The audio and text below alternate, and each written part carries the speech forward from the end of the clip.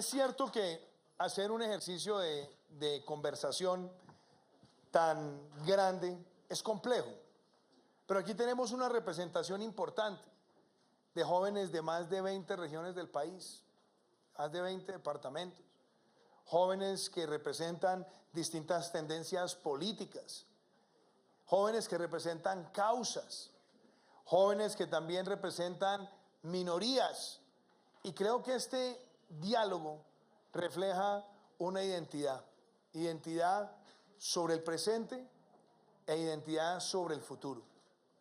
Y sobre esa base yo quiero empezar haciendo una reflexión personal, y es esta. Creo que este es un ejercicio que a mí, en lo personal, me motiva mucho. Y yo solamente me preguntaba, qué bueno haberlo hecho desde hace mucho antes. Quiero empezar por ahí, por reconocer que este ejercicio hubiéramos querido hacerlo desde hace mucho tiempo, pero que esta sea la oportunidad para decírselos. Será un proceso permanente, será un proceso dinámico para que los jóvenes de Colombia participen en la construcción de políticas públicas, y lo vamos a hacer permanentemente del lado del gobierno. Hemos empezado con una conversación nacional después de momentos donde los jóvenes de Colombia se expresaron de muchas maneras, y yo quiero decirles también desde lo más profundo de mi ser, siempre creo que en los momentos de adversidades o de expresiones sale a flote la resiliencia, y es la resiliencia nacional. Ante las adversidades, convirtámoslas en oportunidades. Si hay una expresión de profundidad de sentimientos de los jóvenes y la podemos sistematizar para hacer grandes cambios en Colombia, creo que estamos en el mejor momento para hacerlo.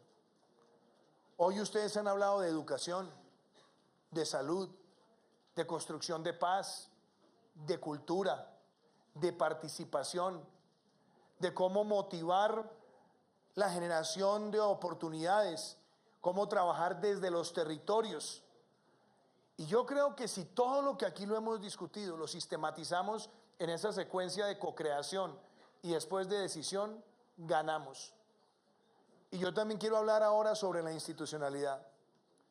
La labor mía en esta conversación es primero escuchar, entender, preguntar y fomentar esta colaboración colectiva y esta construcción colectiva. Y déjenme decirle una cosa, ¿por qué conversación? Yo se lo contaba a Daniel, a Eliana y a Andrés la semana pasada.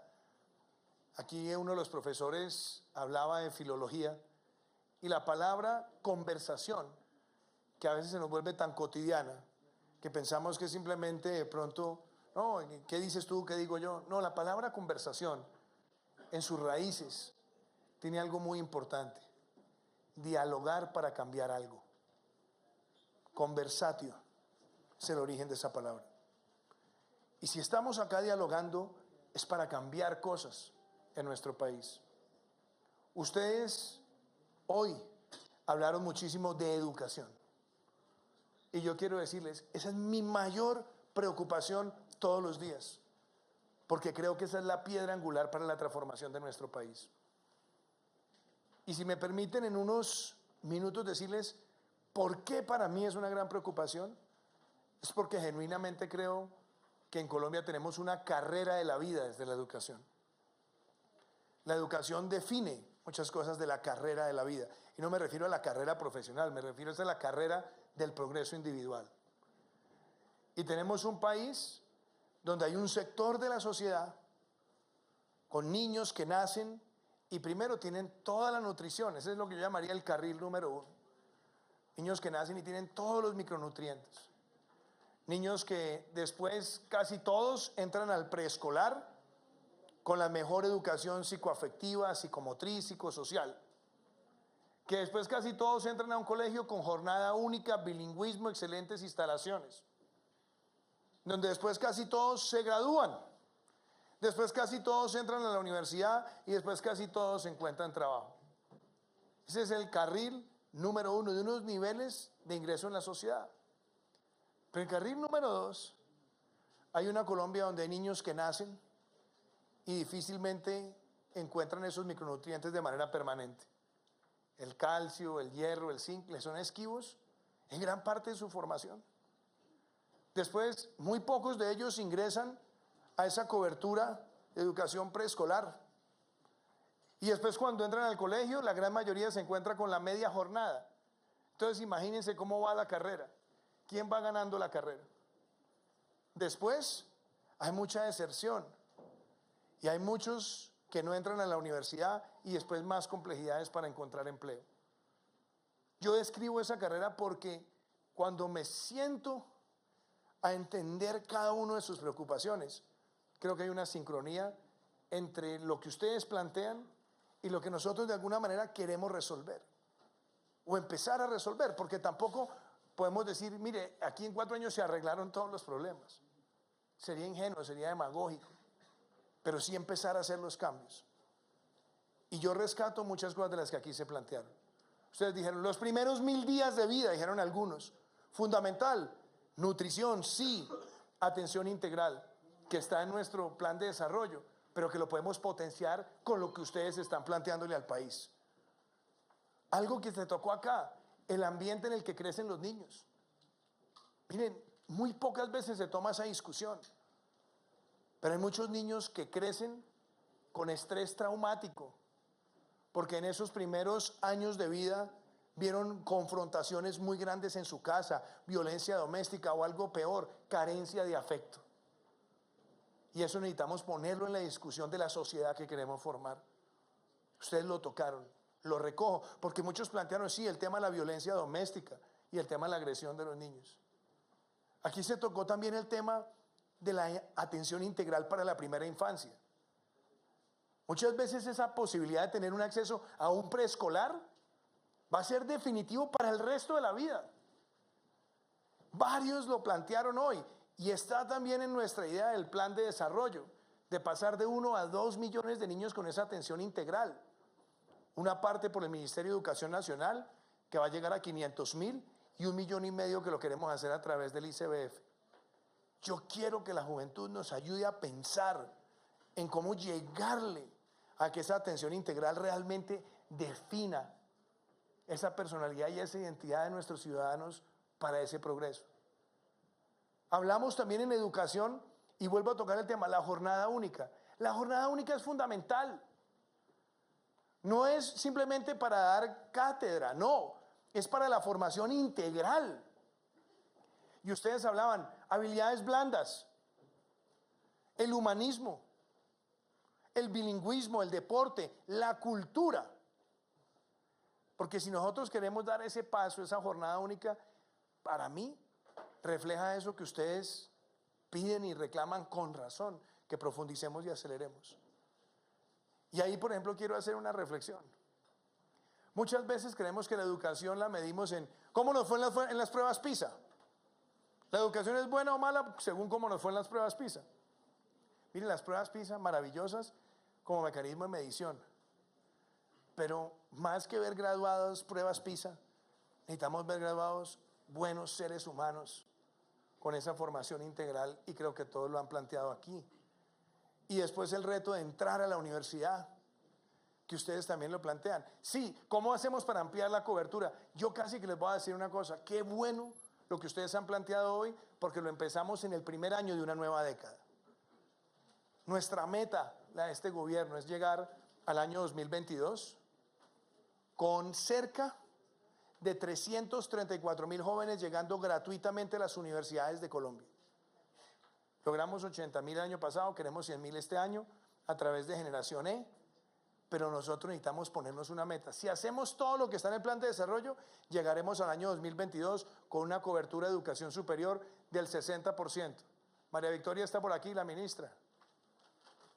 Allá está, 60%, ¿no, María Victoria? Que es lo que tenemos como meta del plan de desarrollo. Pero óiganme esto, pongámonos todos los que estamos acá, así una gran meta nacional que salga de esta conversación, que en esta década, en la década que va del 2020 al 2030, sea la década de la cobertura integral en educación superior. que todo este ejercicio que estamos haciendo no sea solamente para lo inmediato que se necesita, sino para trazar ese derrotero, llegar al 2030 con la cobertura integral en educación superior. Yo creo que ese puede ser un punto de convergencia de esta gran conversación en materia de educación. Y uno, lo que ustedes han dicho allí, con otros elementos importantes, ustedes han dicho los docentes fundamentales, cómo arreglamos la formación desde la etapa más básica de la formación de nuestros docentes hasta la excelencia permanente. Ustedes lo dijeron. Yo creo que en la continuidad que vamos a tener de la conversación, aterricemos muchas propuestas de cómo fortalecemos esa formación. Y algo que también es importante, el escrutinio de los recursos. Yo he escuchado a muchos jóvenes que nos han dicho a lo largo de estos meses, queremos transparencia en el uso de los recursos que se van a girar para la educación, sobre todo para la educación pública universitaria, donde estamos llegando a cifras elevadísimas. De una vez también les propongo, hagamos de una vez un programa de formación de veedores y pongo al servicio a la Escuela Superior de Administración Pública, la ESAP, y también invitar a la Contraloría para formar jóvenes veedores que garanticen que los recursos que se invierten en las universidades vayan de manera directa a beneficiar la formación de los jóvenes de Colombia. Creo que esa es una gran oportunidad que también podemos definir aquí. Y algo que también pasa después de la educación, ustedes lo han dicho, empleabilidad. Empleabilidad. Muchos jóvenes y muchos padres hacen grandes esfuerzos, pero los jóvenes salen y no encuentran trabajo. Y yo quiero decirles, en mi vida pasada, cuando yo estaba en el Banco Interamericano de Desarrollo, tuve a mi cargo el área de juventud. Y habíamos hecho la encuesta iberoamericana de juventud, que la hicimos con la OIJ. A mí me parece muy importante que cuando miramos la realidad de jóvenes, que son los que marcan la principal tasa de desempleo en América Latina, y en Colombia no hemos logrado bajarla del 17% en los últimos 10 años, ese es uno de los principales retos. ¿Cómo lo hacemos? Preguntas. ¿Cómo lo hacemos? Producto de esta conversación nacional, anunciamos algo la semana pasada, que el 10% de las nóminas del Estado debe estar ocupada por jóvenes entre 18 y 28 años de edad, sin tener que acreditar experiencia. Y ojo, alguien lo decía acá, es que no es solamente que no es hablar de experiencia, porque pronto tenemos muchas ideas, mucha energía, mucho dinamismo, mucha vocación. Eso es lo que queremos reconocer allí. Y tenemos que trazarnos metas rápidas para lograr ese objetivo. Rápidas. Pero también, por otro lado, el emprendimiento. Si nosotros queremos que en el país haya más empleo, necesitamos más empresas. Nuevas empresas, micro, pequeñas, medianas y grandes, y muchas van a venir de jóvenes, con ímpetu, con ganas de transformación, con manejo de tecnología, con innovación social, con los temas ambientales. Ahí lo que queremos es, número uno, darle todo el incentivo a la generación de nuevas empresas. Por eso la obsesión que nosotros teníamos con la ley de crecimiento de 0 impuesto de renta los primeros 7 años para las nuevas empresas, generando un mínimo de inversión y un mínimo de empleos. Por otro lado, permitirles el acceso a capital. Por otro lado, ayudarles a tener mercados. Y algo que ha sido muy importante, que lo lanzamos en Norte de Santander, en Armenia y Quibdó, que son ciudades que han tenido tasas de desempleo de más del 15% en los últimos años, que tengamos ahí las zonas económicas, sociales y especiales que trabajamos con Marta Lucía, para que las empresas tengan 0 impuesto de renta, 5 años, después la mitad, pero también que puedan descontar otros impuestos a cambio de generar empleos y darle oportunidades a los jóvenes. Ahí hay derroteros, pero se necesita más. Se necesita que ese 10% del que está hablando el Estado, también logremos que el sector privado se motive a hacerlo. Que si el Estado está marcando la pauta, que venga también el sector privado a hacerlo. Y ahí necesitamos también reflexionar sobre la pertinencia de la educación para esos empleos del futuro. Cuando yo he tratado de plantear en la conversación cuarta revolución industrial, sé que muchos están ya aventajados en eso. es porque genuinamente vamos a ver profesiones desapareciendo en los próximos 10 años. Así, por la inteligencia artificial, por el Internet de las cosas. Y ustedes lo dijeron acá, hagamos algo frente a esto. Colombia tiene un déficit de programadores. Por eso nosotros queremos que en esa doble titulación logremos habilitar esas capacidades en los jóvenes para que se gradúen con los dos títulos, el de bachiller y el de técnico, para el empleo, y que después con un año de formación virtual pueda tener el título de tecnólogo y ya tenga unas habilidades para entrar al mercado laboral, pero hacerlo con lo que está demandando el mercado laboral. Planteado hoy por ustedes de una manera muy clara, creo que también ahí hay una sinergia y una convergencia. Ustedes tocaron un tema muy importante, la inclusión. ¿Qué es ser incluyente? Y las diferencias que tiene nuestro país son muy claras. Nosotros podemos ver un centro de cuarta revolución industrial en la ciudad de Medellín, que no tiene nada que envidiarle a la de otros países, el primero en un país de habla hispana, pero también vemos regiones en el Chocó profundo que no han llegado ni siquiera a la segunda revolución industrial. Y tenemos que trabajar para esos dos países, para ese país de los bríos tecnológicos y para el país que necesita electrificación, agua potable, que necesita tener cobertura de ciertos servicios básicos, un buen puesto de salud, etc. Creo que en esa plataforma de inclusión que ustedes plantean, ahí podemos mirar el tema de las brechas regionales y cómo resolverlas. Ustedes tocaron aquí el tema de construcción de paz. Miren qué importante, y déjenme, yo les digo una cosa desde el corazón. Nosotros necesitamos ya sacudirnos como país de esa diferenciación de amigos y enemigos de la paz. Que tengamos diferencias entre cuál tipo de ajuste a alguna necesidad de paz, bien. Pero aquí no podemos partir de la base de que hay enemigos cuando todos tenemos una sociedad democrática donde este ejercicio de colaboración colectiva lo muestra. Puede que alguno tenga una preocupación frente a unos actores, niveles de sanción, en fin. Pero partamos de la base de que la construcción de paz es de todos. Y eso lo pudimos ver hoy. Y yo quiero hoy plantearles esto. Miren, yo los invito a que también conozcan la política de paz con legalidad que la lanzamos hace 17 meses. Que la conozcan para que hagan sugerencias, propuestas en el marco de esta conversación nacional. ¿Y por qué lo digo? Porque hemos logrado finalizar 14 planes de desarrollo con enfoque territorial que se van a ejecutar a lo largo de los próximos 3 gobiernos, el nuestro y los 2 que siguen. Y eso, si lo hacemos de manera coherente y consistente, puede llevar a atender las necesidades de 11.000 veredas, de 170 municipios y beneficiar a más de 5 o 6 millones de colombianos. Yo quisiera proponerles algo, Daniel, para que usted me ayude también a sistematizar esto con Eliana y con Mota.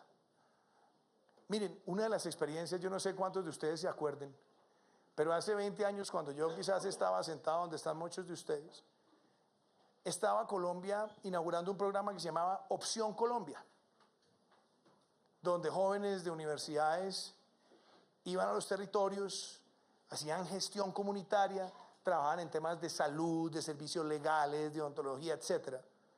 Yo quiero invitarlos a que de pronto construyamos en este ejercicio de la conversación nacional que para el desarrollo de los PEDETs volvamos a crear esa figura.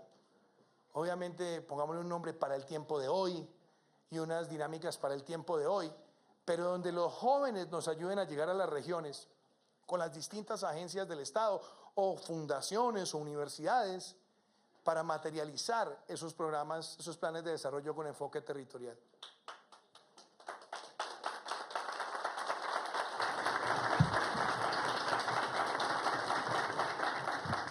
Eso nos sirve en temas tan importantes como el catastro multipropósito, eso nos sirve en temas de atención, eso nos sirve en temas de bilingüismo, nos sirve en temas de salud, en temas de servicios jurídicos, de resolución alternativa de conflictos en los territorios, que no necesariamente tengan que activar la demanda judicial, sino que se puedan resolver a través de mediación, conciliación, etc. Pero activemos ese voluntariado que aquí lo escuché en repetidas ocasiones. Y eso nos puede servir para ese ejercicio de construcción de paz. Aquí se tocó el tema de la ruralidad, el tema del campo. Y miren, qué importante, porque muchos decían que los jóvenes vuelvan al campo. Es verdad, pero partamos de una base, que cuando comparamos a Colombia con países como México, como Perú, como Chile, por hablar de la Alianza del Pacífico no más, Colombia es el país que tiene más población en las zonas rurales. Más población. Es decir, casi el 20% o más del 20% está en las zonas rurales del país. Lo que necesitamos es darle a esa ruralidad las oportunidades. Agricultura por contrato, que creemos en eso, vender sin intermediarios, pero para eso también necesitamos las vías terciarias. Y esas vías terciarias ahora queremos invertirles cerca de 3 billones de pesos en los próximos años derivados de la ley de crecimiento, involucrando a los líderes comunitarios, a las acciones comunales en trabajar por esa infraestructura. Pero la vocación del campo es fundamental, la comercialización, el desarrollo sostenible del campo, las prácticas de irrigación.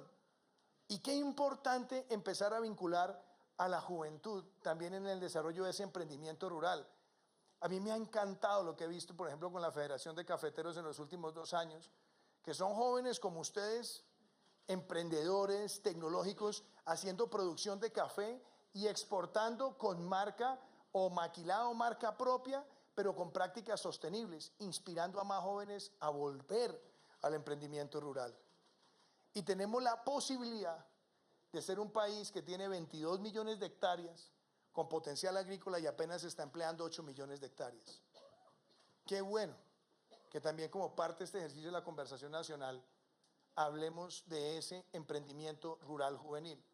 Y quiero decirles que esa fue la razón por la cual en la ley de crecimiento hablamos de 0 impuesto de renta por 10 años para quienes lleven inversiones a ese emprendimiento rural, generando un mínimo de empleos y también un mínimo de inversión. Pero eso puede ser transformador de la ruralidad. Quiero invitarlos a que también nos ayuden a enriquecer ese ejercicio. Cultura. Ahí sí, le digo una cosa, a ustedes me tocan la fibra más sensible que yo pueda tener. Porque en mi vida pasada fui gestor cultural. Cuando yo estaba en el Banco Interamericano de Desarrollo, trabajé haciendo gestión cultural en distintos lugares de América Latina. Programas que llevaban formación de disc jockeys para sacar jóvenes de las maras en El Salvador o en Guatemala. Llegábamos a clubes de títeres en la ruralidad más profunda, golpeada por la violencia, para enseñarle valores a los niños. Hablábamos de la promoción de los artistas. Y hay algo que yo quiero decirles. Yo tuve la posibilidad de escribir hace unos años el libro de la economía naranja, y créanme, eso no es político, no es una bandera ni ideológica ni política, es una política pública que la empezamos y que queremos expandirla en Colombia, pero no para que el que crea en las industrias creativas diga, no, es que eso naranja es de Duque y no me gusta. No, olvídense de Duque, dejen a Duque a un lado, pero que entendamos que el mensaje es que Colombia tiene un potencial creativo, cultural y diverso, que algunos de ustedes lo planteaban de la riqueza del Pacífico, otros lo pueden hablar de las llanuras, otros lo pueden hablar de las regiones donde está el vallenato presente, otros lo pueden hablar de las manifestaciones de arte urbano, o inclusive de nuevas manifestaciones culturales digitales que son importantísimas. El mensaje es que yo creo genuinamente que ahí hay una de las posibilidades para que Colombia se transforme. Es que mire, el solo hecho de que por décadas no hayamos tenido una política pública para eso, y hoy tengamos en las industrias creativas más del 3% del PIB, quiere mostrarnos que si todos trabajamos en la misma dirección, si articulamos la política pública, vamos a tener algo que le va a representar al país más del 7% del PIB en la próxima década y va a ser una fuente de empleo para los jóvenes a partir de su talento. Porque hay muchos jóvenes creativos que en la casa les dicen, ay, mijo, deje eso de hobby. Dedíquese a otra cosa, consiga un puesto. No, lo que nosotros necesitamos es que donde esté el talento, los jóvenes ojalá puedan emplear ese talento para que sea su fuente de ingreso y de progreso y que eso se irrigue por todo el país. Qué bueno lo que yo escuchaba acá, ustedes decían apropiación en los territorios, diferenciación, saberes. ¿Por qué nos tiene que dar miedo hablar de los saberes ancestrales? Reconozcamos que esa es una diversidad maravillosa que tiene nuestro país, que tiene origen en muchas comunidades. Y eso no quiere decir imponer los saberes sobre ninguna otra práctica del conocimiento, pero valernos para que eso sea parte de nuestra identidad, de nuestra formación, de nuestra capacidad de transformarnos como sociedad. Así que también recojo esa aproximación de ustedes hoy. Miren, sostenibilidad. Estamos en una era, que lo decía algún filósofo, que era la era del antropoceno. Otros decían, estamos en la época del filo de la transformación climática de la humanidad. Miren, lo cierto es que la humanidad, por muchos años y muchos siglos, se desarrolló pensando que el medio ambiente era un costo, que eso podíamos pasar por encima de él. No, no. El medio ambiente es un activo, es parte de nuestro patrimonio. Y aquí han dicho ustedes cosas tan profundas que queremos acoger. Unas que ya hacen parte de lineamientos del plan de desarrollo y otras que nos pueden servir para acelerar políticas públicas e impactar. Ustedes decían, formación ambiental desde edad temprana. De una, creemos en eso.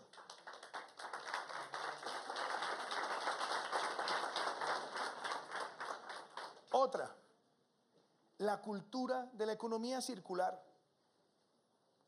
Que todas las familias y los niños, no solamente desde la formación, sino desde el hogar, entiendan la palabra reducir, reciclar, reutilizar, producir conservando y conservar produciendo. Que eso nos permita a nosotros liderar esa causa en América Latina. Fuimos el país que lanzó la primera política de economía circular. Enriquezcámosla con ustedes en los territorios. La lucha contra la deforestación. Ese ha sido uno de los peores cánceres que hemos vivido. Nosotros veníamos perdiendo, aquí está el viceministro Esmeral, 200.000 hectáreas por año. Logramos ya una reducción del 10%, vamos por más. Sigue siendo insuficiente.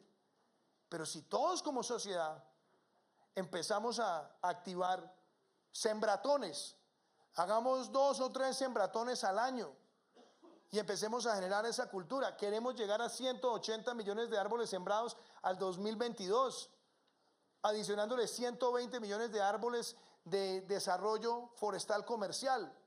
Son metas de país, pero qué bueno que todos tuviéramos esa práctica día a día. Y yo creo que lo que se ha dicho acá nos permite a todos recogerlo. Y también otra cosa, la transición energética.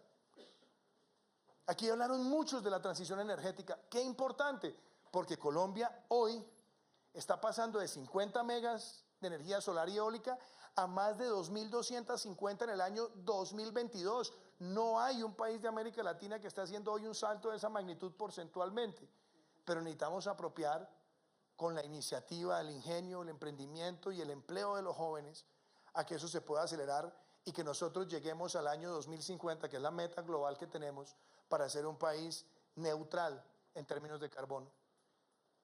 Todo esto se suma al ejercicio de mejorar la calidad del aire, la transición vehicular, a temas también tan elementales como la protección de nuestra flora y de nuestra fauna, donde yo sé que ha habido aproximaciones importantes de ustedes, de los jóvenes, que nos sirven a nosotros para la reflexión y que nos tienen que ayudar a cambiar esas políticas públicas. Y voy a amarrar 3 temas que aquí se plantearon: participación, democracia e institucionalidad. Esta gran conversación nacional converge con la ley que tiene que aplicarse este año para la elección popular de los consejos de juventud.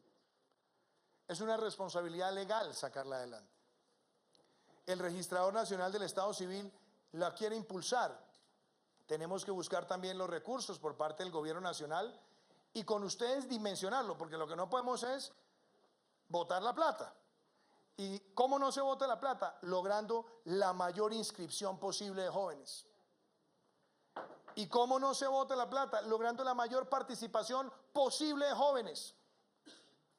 y que eso nos lleve a elegir esos consejos municipales, los departamentales, y que ellos ayuden a escoger el nacional para que haya una institucionalidad a través de la cual haya una interlocución permanente con los jóvenes para el diseño y la implementación de políticas públicas de juventud, con espacios como este activados de manera permanente, para que eso implique responsabilidades de los gobernantes locales, pero también del sector privado local, de la academia local, y que eso nos permita a nivel nacional decirle a los jóvenes: esta es una juventud activa, participativa, con institucionalidad y a través de la democracia. Entonces, como presidente de la República, vamos a respaldar ese proceso, pero tenemos que garantizar entre todos que sea un proceso lo suficientemente participativo para que salgamos de acá con una institucionalidad juvenil fortalecida en Colombia, y que esa sea una consecuencia de este ejercicio de la conversación nacional.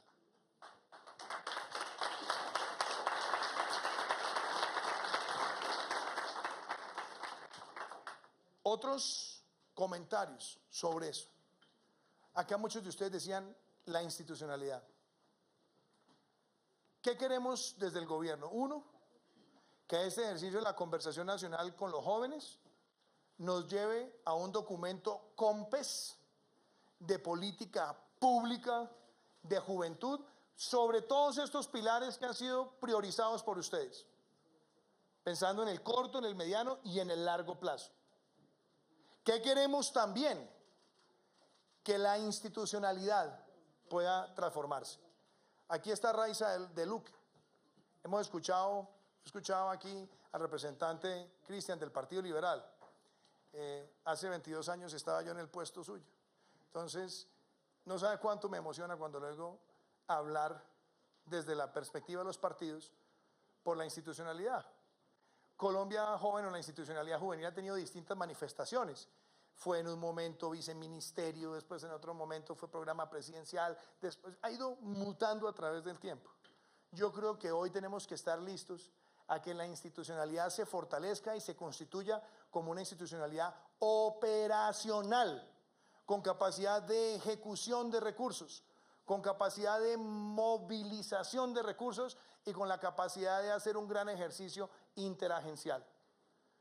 Yo les propongo que para la siguiente conversación que tengamos, hagamos ese ejercicio de cómo creen ustedes que podemos lograr esa mejor institucionalidad para que sea práctica. Ya hay una propuesta que nosotros tenemos con Función Pública, pero queremos motivarlos a que ustedes nos ayuden a que sea lo más fuerte y poderosa posible para ayudar a las políticas públicas de juventud. Y dos aspectos que también son muy relevantes, muy relevantes. Uno tiene que ver con la lucha contra la corrupción. Varios lo mencionaron. Lo recojo también como otro de los temas. Cuando aspiré a la presidencia, una de nuestras banderas prioritarias con Marta Lucía era la lucha contra la corrupción. Nosotros inclusive manifestamos nuestro apoyo a la consulta. Y después buscamos una organización colectiva entre todas las fuerzas políticas para sacar adelante una agenda. Puede que hasta ahora no todas estén aprobadas, pero sí hemos visto, uno, que ya tenemos una ley que garantiza la publicidad de las declaraciones de renta de los funcionarios. Una ley que garantiza la publicidad de los conflictos de interés. Una ley que hace públicas las rendiciones de cuenta. Y está por aprobarse, o ya se aprobó, perdón, la que hace claridad en que no habrá casa por cárcel para los condenados por corrupción, y la que está próxima a aprobarse, la de pliegos tipo. Y ahí seguimos empujando normas. La vicepresidenta ha presentado un proyecto que, entre otras, crea el bloque de búsqueda contra la corrupción dentro del Estado, trabajando con todos los entes de control, y adicionalmente estamos trabajando en otras que fortalezcan la capacidad de inspección y supervisión y también la veeduría ciudadana. Creo que ese puede ser un tema también, Daniel, Eliana y Andrés, que en la próxima conversación salgamos con propuestas concretas de parte de ustedes. Voluntariado. Voluntariado. Independientemente de ese programa que les planteo para los PEDETs, Miremos cómo la ley que ya tenemos de voluntariado le podemos sacar reglamentaciones que involucren más a los jóvenes para participar en los territorios.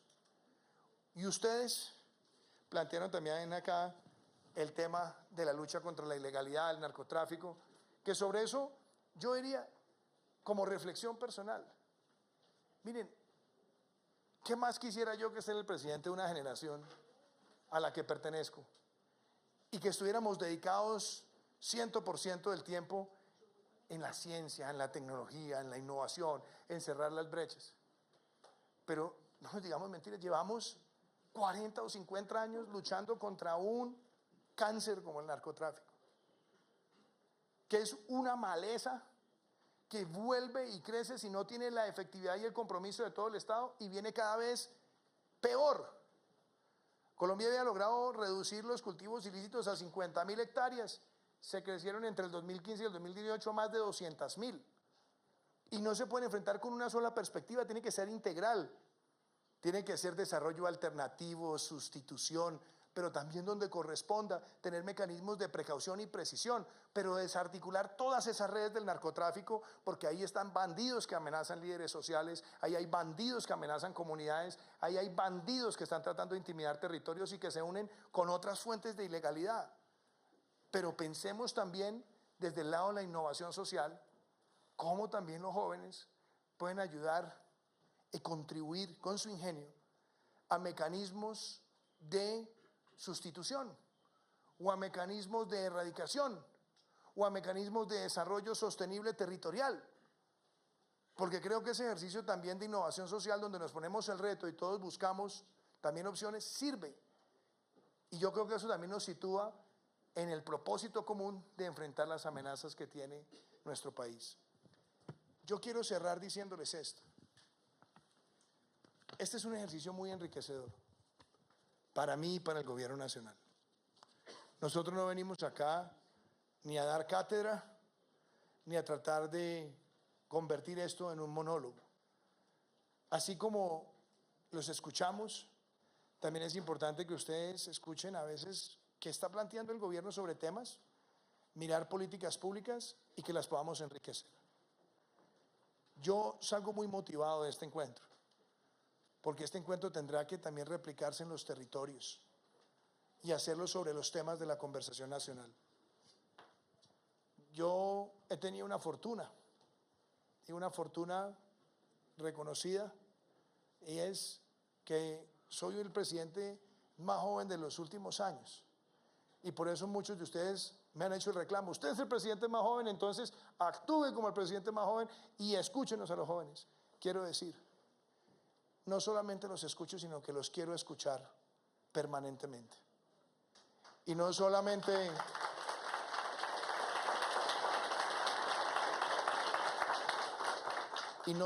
escuchar, sino pasar a la acción.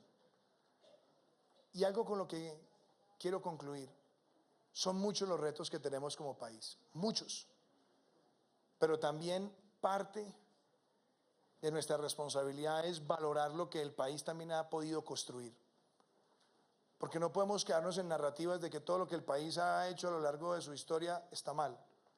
No, el país tiene muchas deudas y muchos errores y muchos problemas que han envejecido mal, pero también es un país que ha tenido grandes progresos. Colombia es un país que aumentó la expectativa de vida en los últimos 30 años de manera acelerada. Colombia es un país que ha expandido los servicios sociales en educación, en salud, en los últimos años de manera acelerada, con enormes retos todavía. Es un país que ha expandido clase media, con muchos retos, pero la ha expandido. Nuestra economía crece por encima hoy de lo que creció América Latina, el promedio mundial, el promedio de los países de la OCDE. Tenemos un país que la gente lo ve con afecto. Miren lo que pasó este fin de semana. Medios internacionales decían: Colombia, primer destino turístico para este 2020. Por su gente, por su diversidad, por su medio ambiente, por su cultura. Otros que decían: Colombia, uno de los 2 países más atractivos para la inversión extranjera de los países emergentes, en un reporte de Ernst & Young que salió la semana pasada. Yo creo que cuando valoramos eso, nos tenemos que motivar a trabajar por una mejor Colombia. Yo soy humilde al momento de decirles: acepto las reclamaciones. Pero también quiero decirles que estoy dispuesto a darlo todo por esa Colombia, donde más allá de las diferencias, como lo hemos visto hoy, lo que nos motive y sea el motor de la transformación es lo que nos une. Esta reunión les pertenece a ustedes, a los jóvenes, y los quiero felicitar con afecto porque hoy han demostrado ustedes una vez más que por encima de las diferencias, lo que nos une y la grandeza en los propósitos que nos unen es lo que nos va a llevar siempre a un mejor estado de desarrollo. Como presidente estaremos aquí con la vicepresidenta, con Marta Lucía, con el equipo de gobierno para hacer esta construcción colectiva. Y les quiero decir que este ejercicio de hoy debería también ser un referente para muchos países. Hoy lo hacemos, lo vamos a llevar a los territorios y este diálogo con la juventud lo seguiremos haciendo en el desarrollo de muchas más políticas públicas. Muchas gracias.